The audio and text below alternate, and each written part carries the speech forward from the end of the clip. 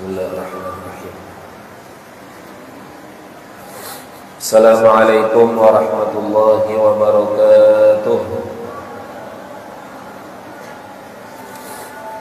Alhamdulillah, wassalatu wassalamu ala rasulillah Sayyidina wa maulana Muhammad ibn Abdillah wa ala alihi wa sahbihi wa man tabi'ahu wa mawalah.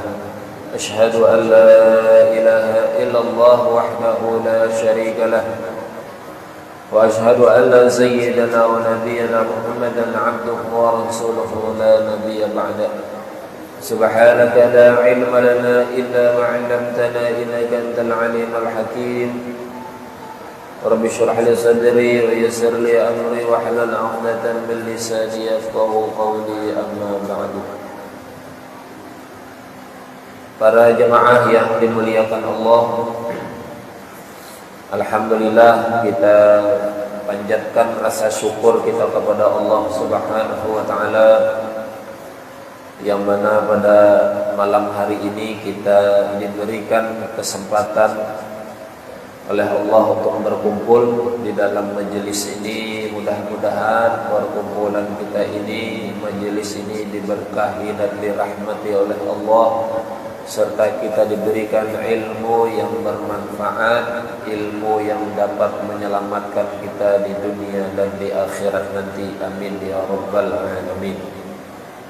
Salawat dan salam tidak lupa kita sampaikan ke junjungan Nabi kita, Nabi besar Muhammad sallallahu alaihi wasallam, pada para keluarganya, para sahabatnya, para pengikutnya, dan semoga sampai kepada kita semua hingga akhir zaman. Hamba-hamba Allah yang dimuliakan, alhamdulillah kita nyaman duduk malam ini. Kawa mengetek berarti sulurnya ini menunggu.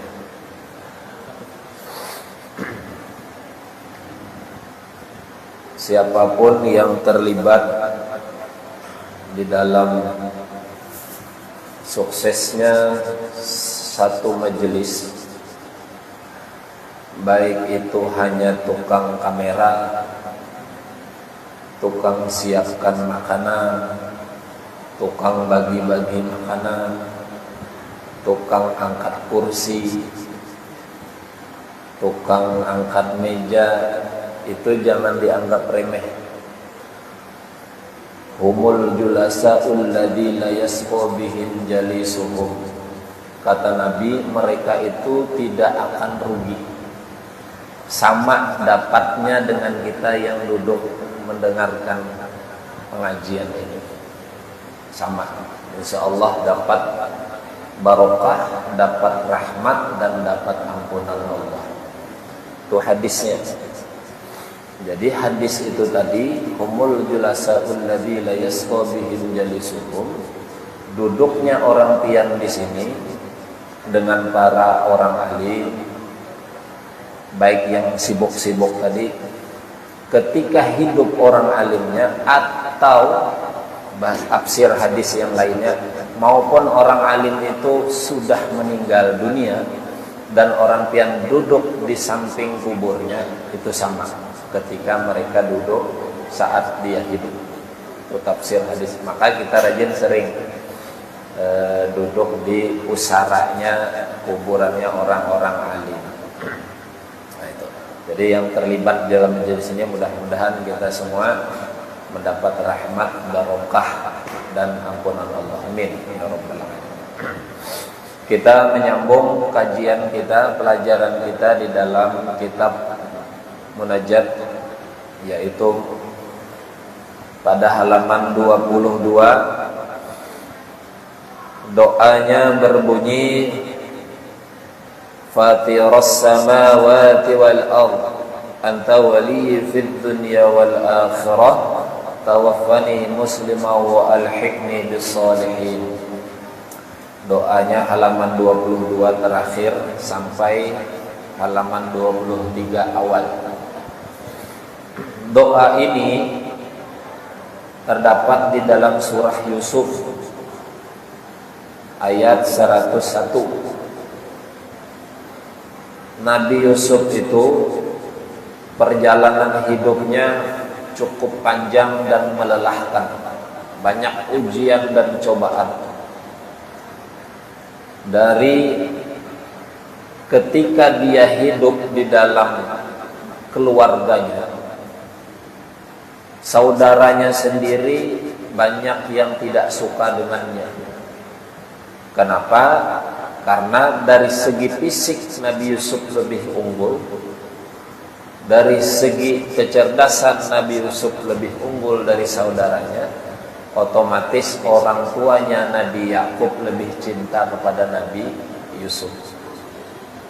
Biasa aja kita tuh, bila punya anak dua, satu bengkeng, satu hirang.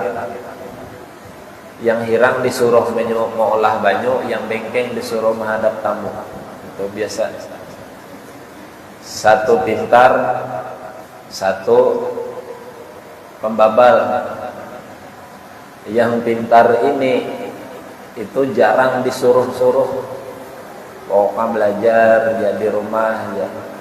Nang pembabal disuruh belanja ke sana, suruh ke sana, mengangkat ini. Itu kita berpilih kadang-kadang. Nah, ini terjadi di dalam hidup Nabi Yusuf. Akhirnya saudara-saudaranya, ya bahasa kita itu sarek lah, marah dengan Nabi Yusuf. Sehingga ketika saat mereka bermain bersama saudaranya, Nabi Yusuf ini dibawa ke tempat jauh, dan kita sudah tahu ceritanya, dibuang Nabi Yusuf ke dalam sumur. Kemudian dibuat rekayasa oleh saudaranya, diambil Nabi Yusuf, dioleskan darah-darah di situ, lalu dibawa ke hadapan Nabi Yakub, ayahnya, dan dikatakan bahwa Nabi Yusuf telah meninggal dimakan serigala, dimakan binatang, gitu aja. Padahal Nabi Yusuf dibuang ke dalam sumur. Itu ujian pertama sudah. Nabi Yusuf dingsanak seorang mengelahi saudara sendiri, bukan orang lain, saudara sendiri berkelahi dengannya. Begitu dibuang ke dalam sumur, lalu lewat para pedagang, dilihatnya di dalam sumur ada orang laki-laki gagah lagi, diangkat oleh laki-laki, oleh pedagang itu. Kemudian yang namanya pedagang, apa aja amun kawa dijual, dijual. Yang ngarannya pedagang, apa aja asal jadi duit, jadi. Daripada ini orang diselamatkan, tidak menghasilkan apa-apa, akhirnya dijuallah Nabi Yusuf ini ke kerajaan. Dibeli oleh kerajaan, dijadikan pelayan di satu kerajaan. Ayo ujian hidupnya, dikelahi saudara, dibuang ke dalam sumur, diambil pedagang, dijual lagi. Di kerajaan jadi pelayan raja. Begitu sampai di kerajaan, Nabi Yusuf tidak cuma menjadi pelayan, tapi karena ketampanannya, kegantengannya, digoda. Yang menggoda tidak tanggung-tanggung, istri raja langsung yang menggoda. Kada alang-alang. Tidak sesama pelayan menggodanya, justru istri raja sendiri yang menggodanya. Bahkan istri raja ini mengundang kerajaan-kerajaan lain, istri-istri raja yang lain diundang ke tempatnya untuk melihat betapa gantengnya Nabi Yusuf. Dan semua istri-istri para raja saat itu memang kagum dengan ketampanan Nabi Yusuf. Ayo, tidak tanggung-tanggung, godaannya berat. Akhirnya apa? Begitu digoda, Nabi Yusuf menolak, dibuatlah fitnah bahwa yang menggoda itu Nabi Yusuf, padahal bukan. Akhirnya Nabi Yusuf difitnah, kemudian dipenjara. Ayo, perjalanan hidupnya nih berat. Setelah dipenjara, disitulah Allah mulai mengangkat derajat Nabi Yusuf ketika raja ini bermimpi. Mimpi lalu ingin ditafsirkan mimpinya, akhirnya yang bisa menafsirkan adalah Nabi Yusuf. Begitu Nabi Yusuf bisa menafsirkan mimpi dan bahwa ternyata yang menggoda istrinya bukan Nabi Yusuf, justru istri raja sendiri, akhirnya Nabi Yusuf dibebaskan dan diangkat menjadi menteri di kerajaan. Akhirnya Allah mengangkat derajatnya. Lalu Nabi Yusuf menduduki satu kerajaan dengan kedudukan yang tinggi. Nah, tapi Nabi Yusuf begitu dia berhasil memiliki satu kerajaan dan diberikan mukjizat luar biasa oleh Allah, bisa membuka tabir mimpi, Nabi Yusuf tidak seperti kita. Kalau kita diberikan satu jabatan, pengennya naik lagi, tambah lagi, diberikan kekayaan, hendak lagi, kurang. Nabi Yusuf tidak. Justru Nabi Yusuf sadar bahwa kerajaan yang dimilikinya pasti akan berakhir, dan bahwa masa waktu dia menempati kedudukannya sebagai raja, sebagai menteri juga akan berakhir dengan kematian. Maka doa Nabi Yusuf, Fatirus samawati wal ardh, wahai Tuhan pemilik langit dan bumi, Anta wali fid dunya wal akhirah, engkaulah penolongku di dunia dan di akhirat. Doa Nabi Yusuf. Tawaffani musliman, wafatkanlah aku dalam keadaan muslim. Nabi Yusuf minta diwafatkan dalam keadaan muslim, dalam keadaan Islam. Wa alhiqni bis sholihin, dan kumpulkanlah aku bersama orang-orang soleh. Padahal dirinya sendiri sudah soleh. Nabi Yusuf tidak minta tambah kerajaan, Nabi Yusuf tidak minta tambah kekayaan, tapi yang diminta oleh Nabi Yusuf, karena Nabi Yusuf sadar bahwa kerajaannya akan berakhir, masa jabatannya akan berakhir, Nabi Yusuf minta ketika wafat dalam keadaan Islam. Tawaffani musliman wa alhiqni bisolihin, dan ketika di akhirat dikumpulkan dengan orang-orang soleh. Itu aja permintaan, tidak urusan dunia yang diminta. Allah sendiri yang mengangkat derajat Nabi Yusuf. Nabi Yusuf tidak minta itu ya, yang diminta oleh Nabi Yusuf wafat dalam keadaan Islam, dikumpulkan dengan orang-orang soleh. Nah, kita pun sama. Dari sini kita bisa mengambil pelajaran. Kita berusaha ada masanya. Kita jadi pegawai ada pensiunnya.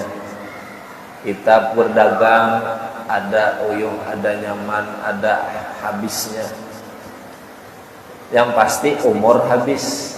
Maka dari pelajaran di sini kita minta kepada Allah supaya ketika meninggal wafat dalam keadaan Islam, dalam keadaan berserah diri kepada Allah, dalam keadaan muslim, dan dikumpulkan bersama orang-orang soleh.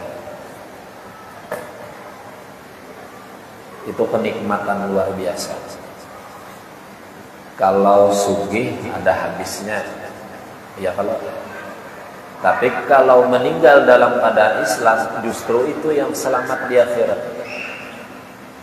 Kalau jadi pejabat, jadi raja, ada masanya. Jadi bupati, gubernur, presiden 5 tahun aja habis waktu. Kalaupun panjang paling 2 periode habis waktu. Kada kawal lagi. Jokowi maksimal sudah jadi presiden, kada kawal lagi, hendak jadi apa lagi di atas itu. Habis sudah. Ini terakhir sudah habis. Jadi apa lagi? Habis. Jadi rakyat biasa aja lagi sudah. Maka permintaan kita seharusnya wafatkan dalam keadaan Islam. Itu dulu. Kita ini mengukur kecerdasan orang. itu dapat dilihat dari sejauh mana dia berpikir. Kalau pikirannya hanya sebatas di dunia, bagaimana sukses hidup, bagaimana naik jabatan, bagaimana bisa jadi penguasa, sebatas dunia, itu belum terlalu cerdas. Tapi kalau ada orang walaupun biasa dia, tapi justru pikirannya jauh sampai ke akhirat, itu lebih cerdas daripada orang yang hanya memikirkan dunia. Karena pikirannya justru ke akhirat sana, jauh mudah. Itu cerdas kita. Karena di sanalah kehidupan yang sebenarnya. Nah, kemudian doa berikutnya, Rabbi ja'al hadzal balada amina wajnubni wa baniya an na'budal asnam. Rabbi innahunna adlalna katsiran minan nasi faman tabi'ani fa innahu minni wa man 'asani fa innaka ghafurur rahim. Doa ini terdapat di dalam surah Ibrahim ayat 35 dan 36.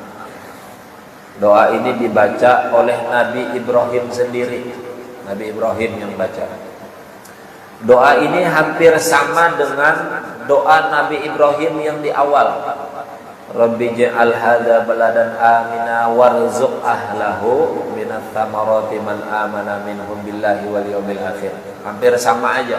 Kalau ini Rabbi ja'al hadzal balada amina, cuman ada tambahan wajnubni wa baniya an na'budal asnam. Tambahannya supaya anak keturunannya tidak ada yang menyembah berhala. Tapi yang di awalnya Nabi Ibrahim minta supaya negeri ini dijadikan negeri yang aminah, aman. Apa itu? Yaitu Makkah Al-Mukarramah.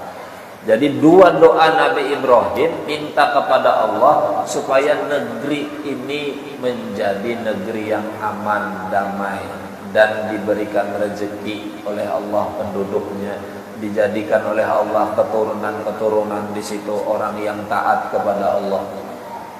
Itu doa Nabi Ibrahim, luar biasa.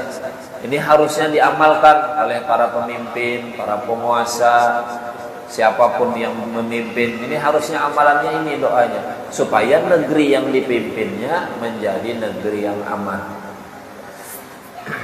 Nah, di sini dalil menunjukkan bahwa mencintai suatu negeri itu hukumnya wajib.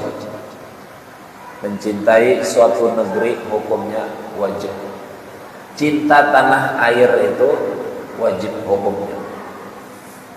Kenapa? Dalilnya tadi Nabi Ibrahim aja berdoa seperti itu. Bahkan Nabi Muhammad juga pernah berdoa dalam hadisnya, Allahumma barik lana fi Syamina wa Yamanina. Ya Allah, berkahi negeri kami Syam dan Yaman. Itu menunjukkan kecintaan beliau kepada negeri itu. Maka Hadratus Syekh Kiai Haji Hasyim Asy'ari mengeluarkan kalimat hubbul watan minal iman. Cinta tanah air itu bagian daripada iman. Kenapa demikian? Karena di tanah air sinilah kita dilahirkan, di tanah air sinilah kita dihidupkan, di tanah air sinilah kita diberi makan, diberi minum, diberi pekerjaan. Maka wajib kita menjaganya supaya aman, supaya damai. Kalau sudah aman, sudah damai negeri, nyaman bekerja, nyaman menuntut ilmu, nyaman belajar, nyaman segala-galanya. Tapi kalau tidak kita jaga, negerinya tidak aman, saling perang, saling bermusuhan. Ada nyaman hidup, begawi ngali, menuntut ilmu ngali, tidak bisa. Di luar negeri, di Yaman, di Syria perang, Palestina perang, hendak sembahyang was-was, hendak makan was-was, sekolah terkawa perang, tada damai. Harusnya kita mengamalkan doa ini. Jadi cinta tanah air bagian daripada iman, kata Hadratus Syekh Haji Hasyim Asy'ari. Kita pun semua harus amalkan doa ini. Paling tidak itu bisa dikiaskan ke kepemimpinan kita di rumah tangga. Kita ini kan sebagai laki-laki pemimpin di rumah tangga. Nah, supaya dijadikan oleh Allah rumah tangga kita aman, damai, diberikan rezeki yang halal, rezeki yang berkah, rezeki yang banyak, anak-anak keturunan kita soleh, soleha, beriman. Nah, amalkan doa ini. Ini bisa dikiaskan kita karena kita ini pemimpin rumah tangga. Naik ke atas lagi pemimpin daerah, naik lagi pemimpin satu provinsi, naik lagi pemimpin negara. Nah, itu terus gitu. Nah, kira-kira itu sampai kan? Dikit lagi, sampai 2 menit. Nah, kemudian Nabi Ibrahim mengatakan faman tabi'ani. Di situ ada kalimat barang siapa yang mengikutiku fa innahu minni, maka dia adalah golonganku. Wa man asani, barang siapa yang tidak taat kepadaku, kata Nabi Ibrahim, fa innaka ghafurur rahim, maka sesungguhnya engkau ya Allah yang maha pengampun, maha penyayang. Nabi Ibrahim beda dengan kita. Kita ini kalau ada orang tidak ikut dengan kita, cenderung biasanya ikam nih kalau kada umpat aku sesat, salah, masuk neraka. Nabi itu kita. Kalau Nabi Ibrahim apa? Wa man asani fa innaka ghafurur rahim. Bilanya dia tidak mengikuti aku, engkau ya Allah kuserahkan yang mengampuninya, yang menyayanginya. Kada usah diancam-ancam. Ikam bila kada umpat di aku sesat. Bila kada umpat aku masuk neraka, salah. Ada. Nabi Ibrahim tidak begitu. Wa man asani, barang siapa tidak mengikuti aku, kata Nabi Ibrahim, fa innaka ghafurur rahim, hanya Allah yang mengampuni kesalahannya dan menyasihi, menyayanginya. Kada usah kita umpat-umpat menjustif, oh ikam salah, oh ikam sesat, oh ikam, wah itu kada usah kita. Ini pelajaran kita semua. Nah, kira-kira itu yang bisa ulun sampaikan. Mohon ampun, mohon maaf bila ada kesalahan, kekurangan. InsyaAllah bertemu lagi minggu yang akan datang. Mudah-mudahan diberikan kesehatan, kekuatan oleh Allah, umur yang panjang, yang berkah, dan keistiqomahan di dalam beribadah kepada Allah, keistiqomahan di dalam menuntut ilmu, berkah ibadah yang kita kerjakan, ilmu yang kita dapatkan. Allah wafatkan kita semua dalam keadaan husnul khatimah dan dimasukkan oleh Allah ke dalam surganya bighairi hisab. Amin ya rabbal alamin. Hasbunallahu wa ni'mal wakil, wallahul muwaffiq ila aqwamit thoriq. Wassalamualaikum warahmatullahi wabarakatuh.